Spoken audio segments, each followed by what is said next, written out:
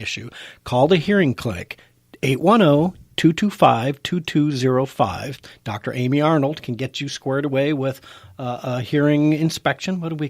That's a funny way to start a conversation. What?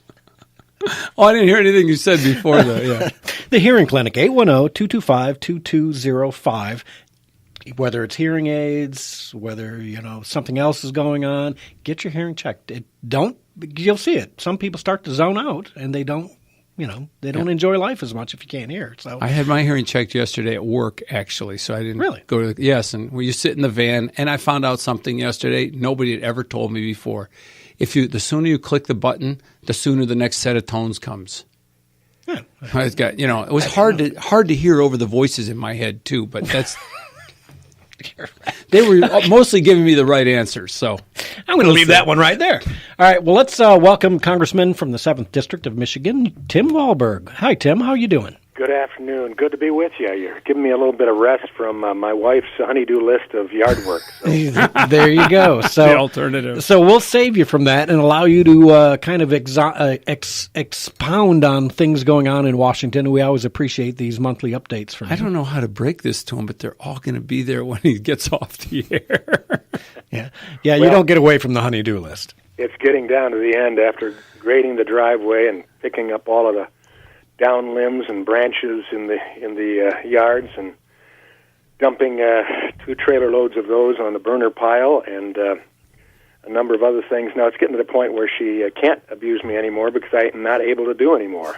I'm getting exhausted listening. It does. It sounds well. I've been out to your place once, and you've got a little chunk of property that you're going to have to take care of. So, well, Tim, let's start with the border issue because for me, I see a crisis when I look at the news.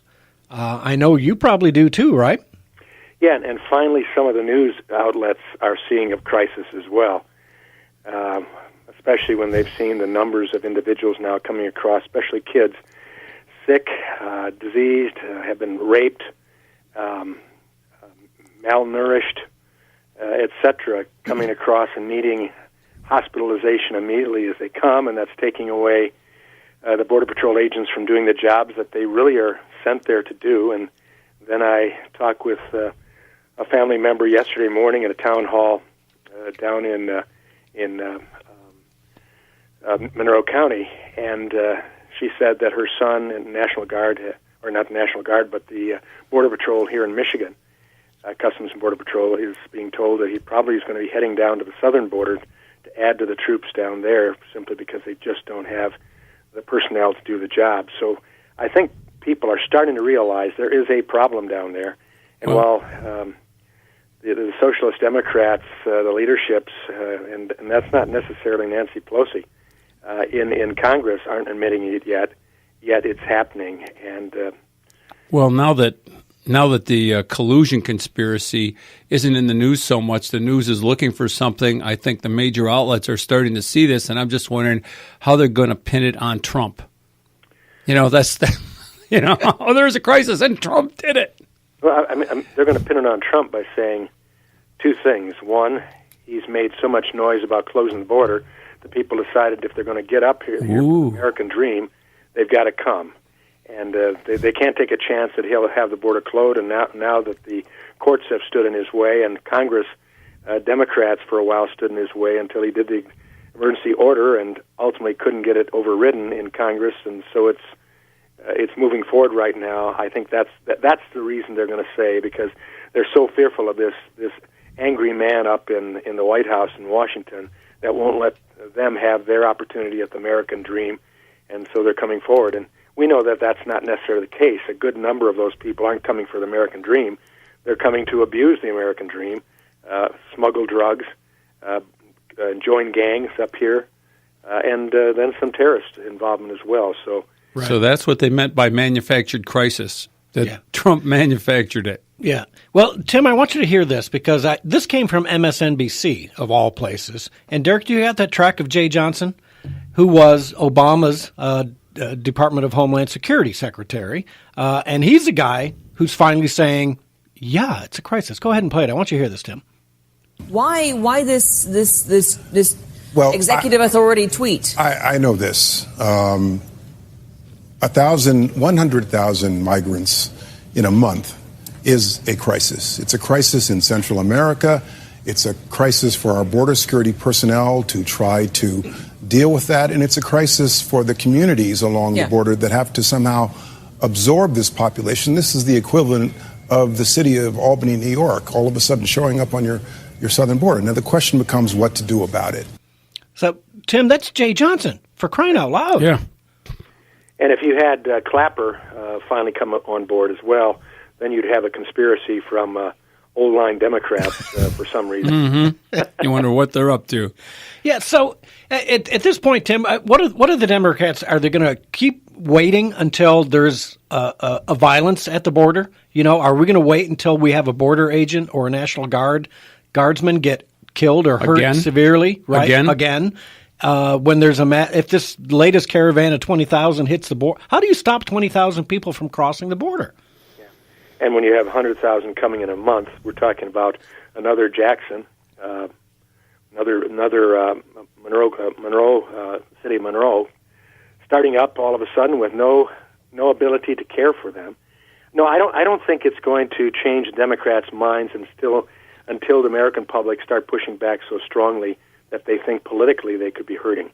Right now, their whole effort, as I said several times last week in committee, we're talking about a pre-existing condition called Trump derangement syndrome, and that's what they have. They do not want Trump to succeed in any way, shape, or form, and they will go against the best ideals for America, the best outcome for America, if it means that Trump can take a negative hit.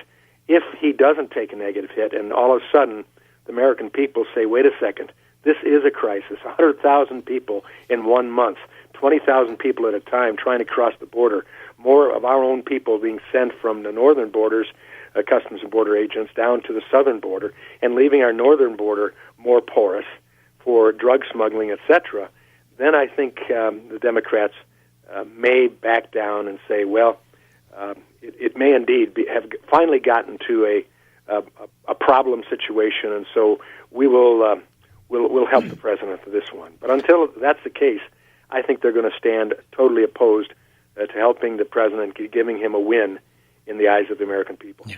And because the Democrats now control the House, Tim, we're not going to see any action coming out of the House side, are we? No, not any action that means something significant for the American people. We have pointed out that in the first 3 months, they have sent nothing over to the president that he could sign. They've sent virtually nothing over there except post office renamings that the Senate could pass and send to the president. Nothing of significance. Last week, we passed a piece of legislation, for instance, VAWA, Violence Against Women's Act. I voted for that in the past. We had it in law. It was going out of effect. We need to extend it. It was put in the funding bill at the beginning of this term, and wouldn't you know it, Nancy Pelosi removed that from the funding bill, which would have passed. VAWA would have been reauthorized. Women's issues, violence against women's issues would have been taken care of, and that's been a very successful piece of legislation. But she removed it, and then she stuffed it with all sorts of garbage, including anti-Second Amendment issues, transgender stuff that it's not women that we're talking about here, and made it impossible for the majority of Republicans to vote for, and then passed it on pretty much with a Democrat supermajority and sent it to the Senate. On the floor of the House, we made a strong point by offering a motion to recommit that inserted the last Violence Against Women's Act that was working, that all of us had voted for, put that in as an amendment. They rejected that, sent the one that we couldn't support, and the Senate will not pass, and the president will not have an opportunity to sign it. So that's what they've been doing now for 3 months, just posturing, just putting votes up that give them the opportunity to use that against us in the next election out of perceived concerns or otherwise, and it's not moving the country forward at all. Virtue signaling, right? Right, absolutely. Yeah. So let me ask you this, Tim. The president had talked about closing the border, which basically meant closing down the ports of entry. And He's backed off on that and is somehow, and I think we all knew he probably wouldn't close the border just because it was kind of a threat to Mexico to get them to start helping. Where did you stand on closing the border? Would you have supported it or not supported it? Well, let me give a little bit of additional information.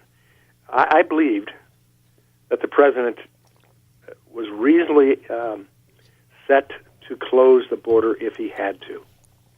His number one responsibility, and I think he truly takes it seriously, is to protect America. That's why the troops, the military forces support him so strongly. The law enforcement authorities support him so strongly, and certainly the Customs and Border Patrol do. And I think he truly signaled to Mexico, I am willing to do it. And he told General Motors and Ford and Chrysler and Toyota and others, I know it's going to cause you hardships, but I cannot let this keep happening. This is a danger to the sovereignty of our country.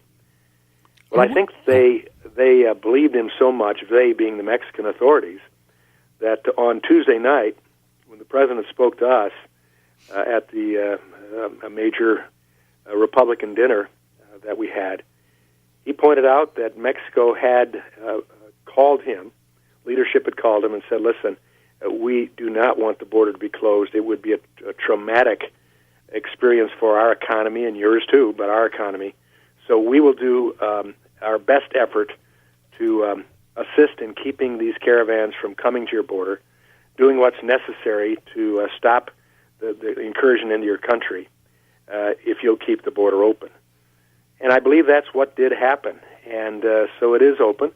But this president doesn't necessarily walk softly, but he certainly carries a big stick and is willing to use it. And I think with China, with Russia, with India, and others, they're getting the idea that this president is just strong enough and committed enough that he might do something that initially seems to be a significant problem, but in the end will help America do the things we need to do. So, no, I think he was serious. I believe he was serious. I believe he could have done it. And you asked me, would I have supported him? If indeed it would have stopped this incursion that's coming into our country, that's threatening our country in many ways, health-wise, medical issues, the cost factor, social services, drug running, human trafficking, you bet I would support him. Yeah. Well, let's be clear that closing the borders wouldn't have stopped the illegal crossings. Closing the borders would put pressure on Mexico to stop the flow across their country into our country, right? And that's what it did so far, with the authorities coming to him and saying, hey, no mas, our hands are up, we'll do our best to stop it. And he basically said, you got to prove it, but for right now, I'll say, okay, I'm not going to put a tariff on at this point in time, and I'm not going to, or another tariff. I'm not going to close the borders, but we'll be watching. By the way, related, are we really paying for the upgrade of Mexican trucks to enter the United States for safety purposes, to bring up their emissions? And I read this recently, that we're actually, the American government is paying to make Mexican trucks fit our road standards. I've not heard of that, so okay. I really can't answer. Okay. Well, let me ask you this, Tim. So with the military, the president vetoed the resolution that would have kept him from using his military funds. What's stopping the U.S. military, the Army, from going down there, stringing barbed wire wherever necessary, putting in the concrete barriers, even the ones that we use on the highway for construction, so that trucks can't drive across or cars can't drive across, and just leaving it there? Put it up and leave it up. What's stopping that? Is that being stopped somehow, or is the president proceeding with the spending of money, moving of money to get things done? It looked like the military found more than he asked for to build a wall down there.